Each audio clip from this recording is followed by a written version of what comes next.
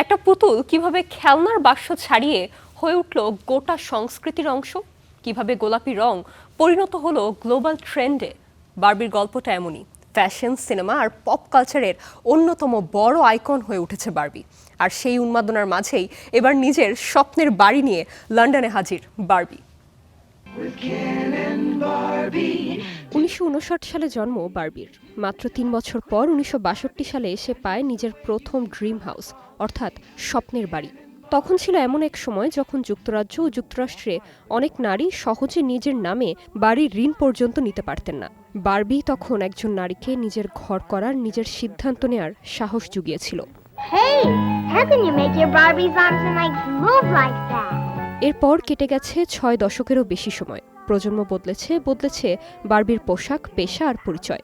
বদলেছে নারীর জীবনও, কিন্তু ড্রিম হাউস রয়ে গেছে একই আদলে।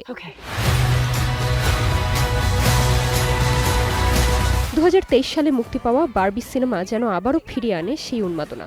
বিশ্বজুড়ে বক্স অফিসে রেকর্ড গড়ার পাশাপাশি বারবিকোর ট্রেন্ডে গোলাপি রং দখল করে ফ্যাশন, সোশ্যাল মিডিয়া আর পপ কালচার। নতুন প্রজন্মের কাছেও বারবি হয়ে ওঠে আলোচনার কেন্দ্রবিন্দু। সেই জনপ্রিয়তার ধারাবাহিকতায় এবার ম্যালিবু ছেড়ে বারবির গন্তব্য লন্ডন। বারবি ড্রিম হাউসের 64 বছর পূর্তি উপলক্ষে গোলাপি ক্যাডিলাক আর গোলাপি মুভিং ভ্যান নিয়ে লন্ডনের রাস্তায় ঘুরে বেড়াচ্ছে বারবি। পথচারীরা থেমে ছবি তুলছেন, ভিডিও করছেন, ভাগ করে নিচ্ছেন সেই মুহূর্ত। 65 বছরেরও বেশি সময় ধরে বারবির ড্রিম হাউস তার উত্তরাধিকারের একটি গুরুত্বপূর্ণ অংশ। 1962 সালে নারীরা যখন স্বাধীনভাবে নিজের নামে বাড়ির ঋণ নেওয়ার সুযোগটুকু পেতেন না, তখনই বারবি কল্পনা করেছিল নিজের একটি ড্রিম হাউসের। তাই আজকের এই আয়োজন মূলত সেই উত্তরাধিকার ও স্বপ্নকে উদযাপন করার জন্য। এরপর কোভেন্ট গার্ডেনে খুলে যায় বিশেষ Barbie dream house pop up. দেখা যায় 1962 সালের প্রথম ড্রিম হাউস থেকে শুরু করে 2026 সালের একেবারে নতুন সংস্করণ।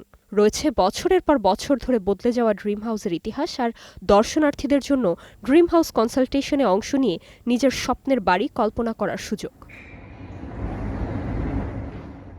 বারবি কখনোই শুধু একটি পুতুলের গল্প ছিল না।